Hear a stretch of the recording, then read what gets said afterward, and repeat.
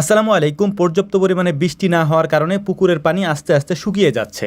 এজন্যই ভাবলাম যে আজকে পুকুরের মাছগুলিকে একটু দেখা দরকার, এর পাশাপাশি পুকুরে নেমে পুকুরের থেকে গ্যাসগুলিকে উঠিয়ে দেওয়া দরকার। এজন্যই আমরা সকাল সকাল বড় একটা জাল নিয়ে এসেছি পুকুরে মাছ ধরার জন্য। আর এই বড় জাল দিয়ে মাছ ধরার একটা সুবিধা হচ্ছে, এটা দিয়ে মাছ ধরলে পুকুরের নিচে যে গ্যাস জমা থাকে সেটা পানির নিচ থেকে উঠে যায়। তো জাল নিয়ে আসার পর আমরা ভাবলাম পুকুরে নামার আগে আমরা মূলত আগেই পানির ব্যবস্থাটা করে রাখি, অর্থাৎ আমাদের যে স্যালো মেশিনটা আছে এটাকে আমরা চালিয়ে দিই, এর পাশাপাশি আমরা মাছ ধরতে থাকি, পানিও হয়ে যাবে এর মধ্যেই। মেশিনটা যেহেতু অনেকদিন ধরে চালানো হয় না, তাই এই মেশিনটাতে বেশ কিছু সমস্যা দেখা দিল। এই সমস্যাগুলি সমাধান করে পরিপূর্ণভাবে মেশিনটাকে চালিয়ে দিয়ে তারপর আমরা পানির দিকে যাচ্ছিলাম পানিতে নামার জন্য, মাছ ধরার জন্য।